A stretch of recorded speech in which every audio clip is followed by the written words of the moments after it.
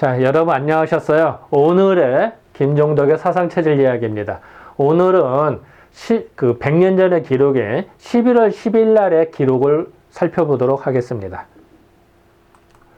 경과를 보면은 10월 11일서부터 서울로 점점 전파가 되고요. 환자가 좀 많아져서 학교가 결석생이 많아지고 사망자가 급증하는 것을 날짜별로 알 수 있습니다. 또한 해외뿐만 아니라 국내에서도 점점 더 확산되는 것을 알 수가 있고요. 이제 서울뿐만 아니라 지방까지 점점 퍼지는 것을 알 수가 있습니다. 지방까지 퍼지고 더군다나 미국에서의 상황도 신문에 나오기입니다.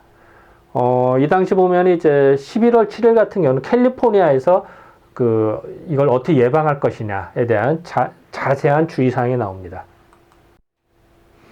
자, 11월 8일이 되면은 서울은 점점 조금씩 줄어드는데요. 그런데 지방은 더 심각해집니다. 그러니까 서울은 한번 고비가 넘어가고 지방으로 확 이제 퍼지는 이런 단계가 됩니다. 그러니까 이제 이 당시에 이제 연구자들이 이 도대체 뭐냐, 병원균이 뭐냐라고 해서 인플루엔자는 뭐냐라고 하는 이제 연구를 하기 시작합니다.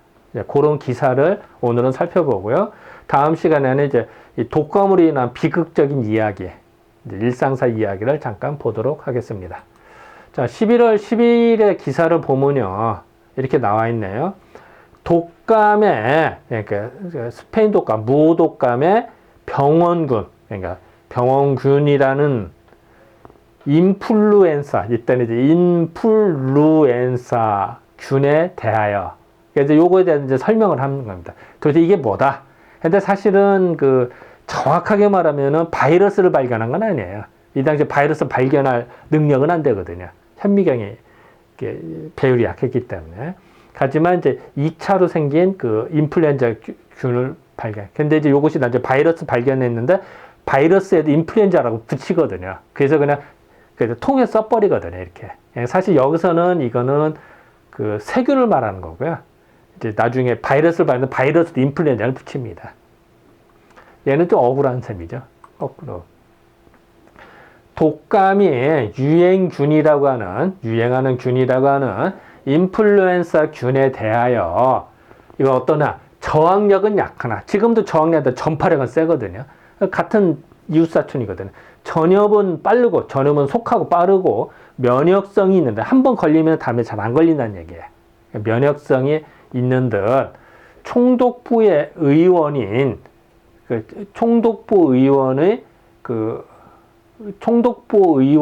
의관인 유마영삼이라는 사람이 이런 말을 했다. 총독부 의원인데. 그러니까 쉽게 말하면 관청에 소속된 의사라고 할까요? 말해서 인플루엔자에 대해서 설명을 하는 겁니다. 이 당시에. 이따 어떻게 보면 현재 세계의 맹렬한 세력으로 창궐하고 있는 돌린 감기의 병 근원에 대하여 총독부 의원 유마영삼이라는 의관이, 그러니까 그런 의사가 세균을 검사하는 중이더니 이제 세균을 검사를 했다는 거예요, 이 사람이. 일단 요새 여태는 또 한글로 파이에로 했는데 사실 이제 파이퍼를 말해, 그러니까 리차드 파이퍼를 말하는데 독일 사람, 이 사람이 인플루엔자 처음 발견하거든요. 근데 이제 파이퍼의 인플루엔자 균을 발견하였다고 그에 대해 말하기를 나는 이제 의사가 말하는 겁니다. 나는 이 병이 경성에 들어온 당시부터 140, 50명, 140명, 140명, 150명의 담을 검사해 보였는데, 이제 객단 검사를 한 겁니다. 지금도 우한표는 검사할 때 이게 면봉으로 이렇게 넣어서 이렇게 검체를 채취하잖아요. 마찬가지입니다. 가래를 검사를 했는데, 사실 이제 이 사람이 이제 인플루엔자균을 발견하죠. 이때는 이제 세균을 발견한 거죠.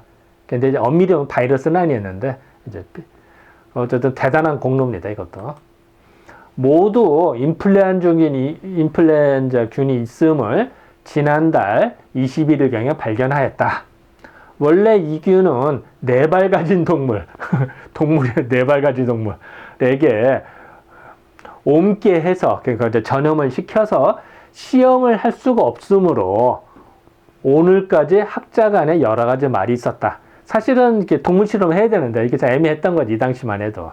이렇게 이제 표현을 한 겁니다. 이균은 저항하는 힘은 매우 약하지만 전염하는 힘은 강하여서 한 집안 식구가 모두 걸린 일이 많이 있었다.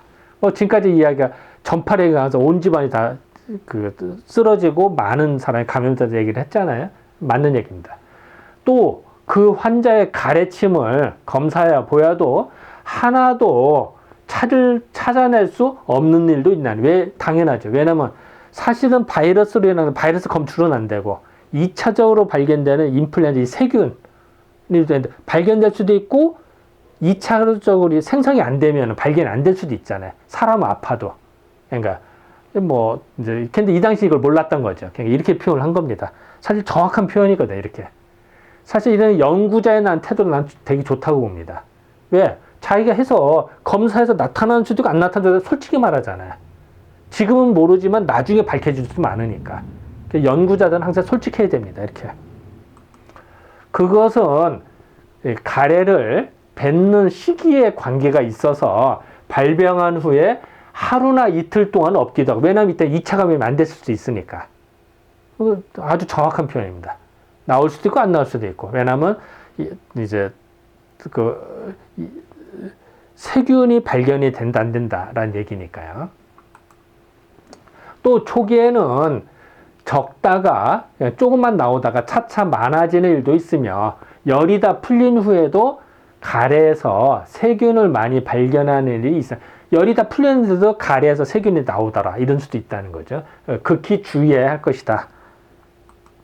이런 이제 바이러스를 제대로 인식을 못하고 사실은 이제 알 수는 없었죠, 이런 바이러스를. 다음에 이제 이거로 인해서 몸이 약해져서 2차적으로 세균이 번식한 거를 발견했다는 얘기죠.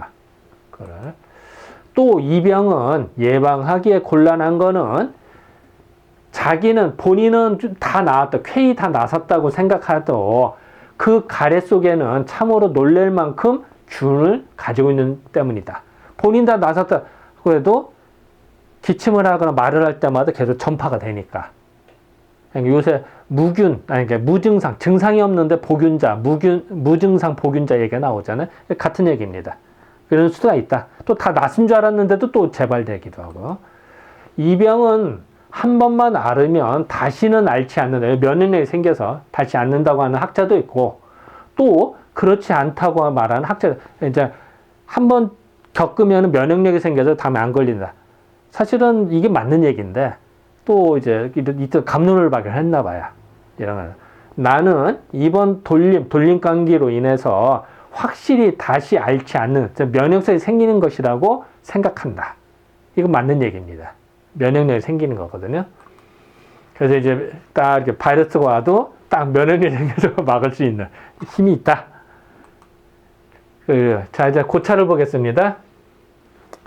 인플루엔자균은 사실 독일 사람에서 발견된 겁니다. 이때는 세균을 발견한 거죠, 사실은.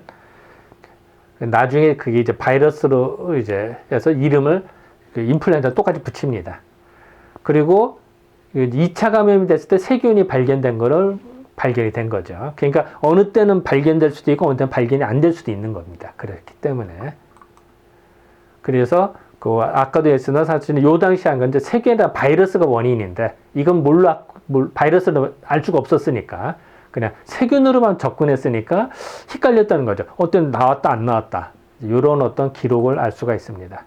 이거는 그 당시 의학계의 한계였겠죠, 당연히. 왜냐면 현미경이 그 당시에는 그렇게 발달이 안 됐기 때문에 전자현미경이 없었으니까 당연한 결과겠지, 이런 거는.